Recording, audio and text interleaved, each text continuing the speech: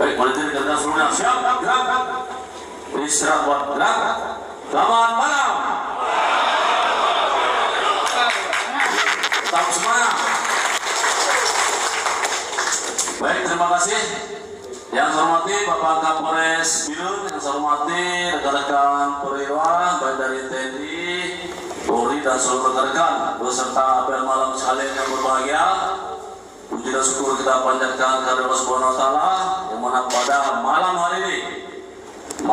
hari ini kita alhamdulillah tetap semangat dalam melaksanakan tugas walaupun ini hari terakhir dalam pelaksanaan tahapan pilkada di Birun. Nanti sambil menunggu tahapan selanjutnya itu tahapan pelantikan. Kalau tidak ada halangan nanti diperkirakan bulan 2 Februari tahun depan.